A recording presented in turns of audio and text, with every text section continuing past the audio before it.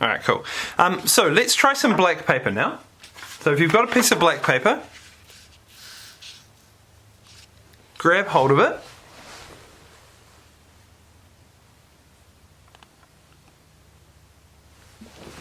Cool.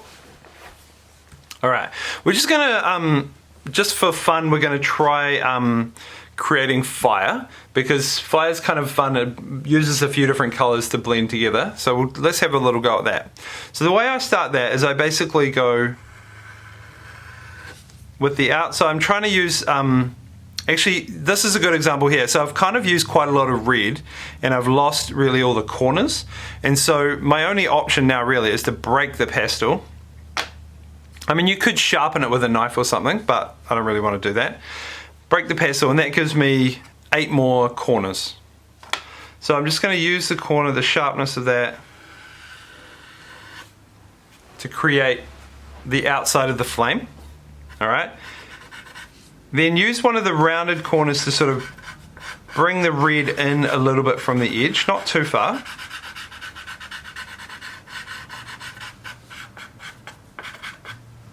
Like that.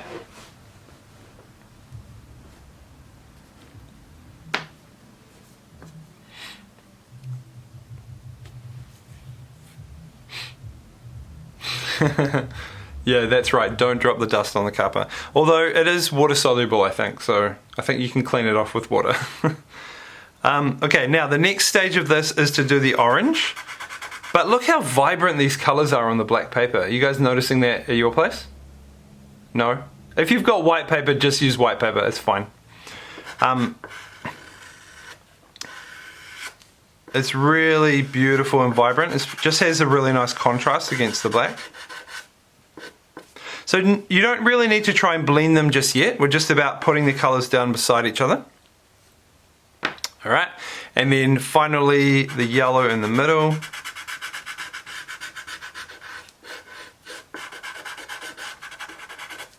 Cool.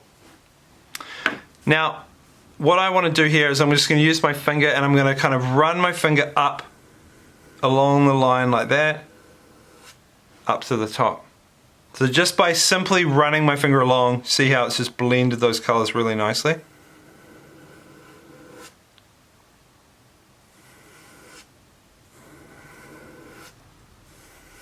So it's kind of going with the shape of it as well. You can do this with the cotton bud, but for larger kind of blending, your finger's actually much better because it has the natural oils in your finger are great for sort of picking it up and, you know, and putting it into the paper. And then we've got this sort of big dusty area now. So you look at that, it's quite cool, isn't it?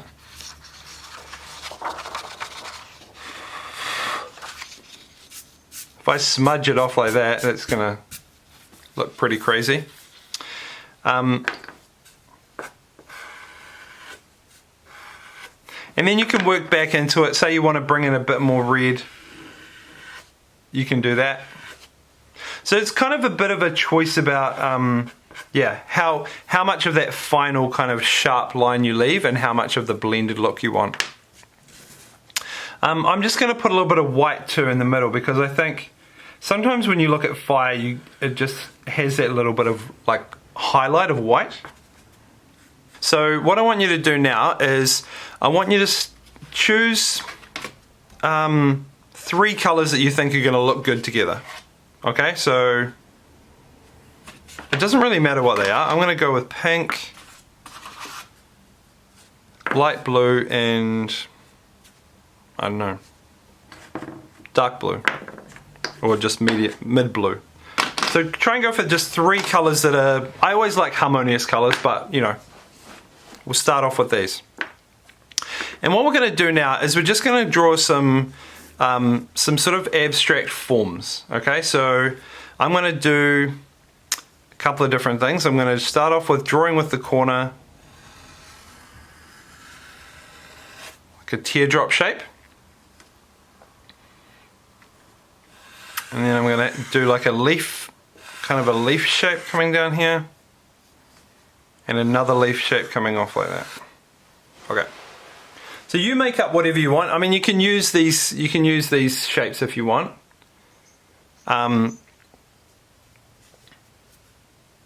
Just start off by drawing them though.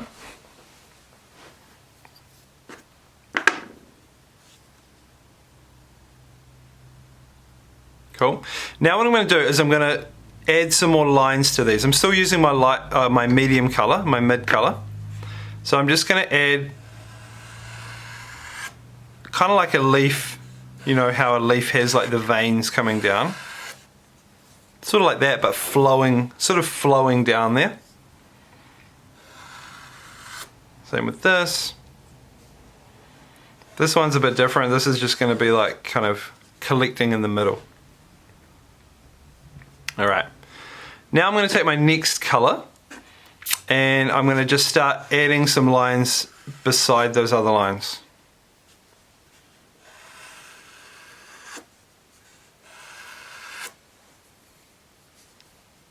And what I tend to do is I move it around, so I'm trying to use the sharp point as I draw. And also using the edges, so you can hold it like on an angle and get a nice edge like that.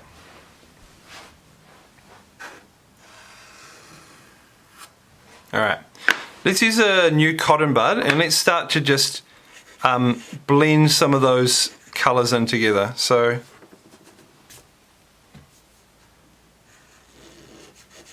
blend that pink and blue together like that.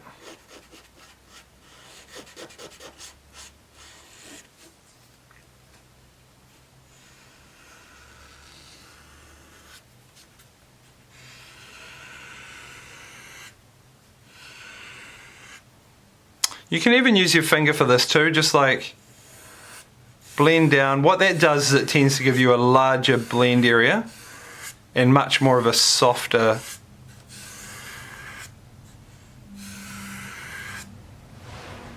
look. So it depends whether you want it to be kind of soft and blended or more detailed with the cotton bud.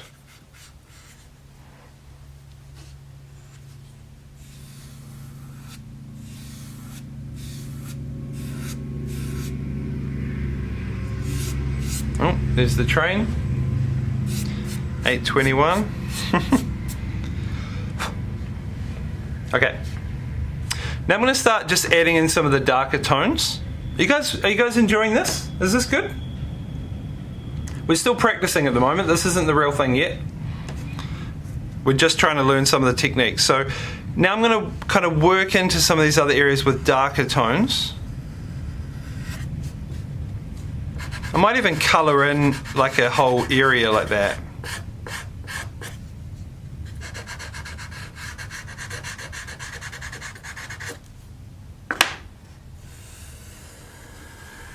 And then blend that in.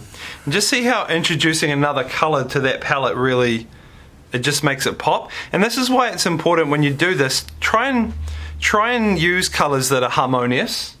Try and like think of a colour range and then stick to it. But I mean, in saying that, you can use quite contrasting colours. So for example, if I brought in some orange now, I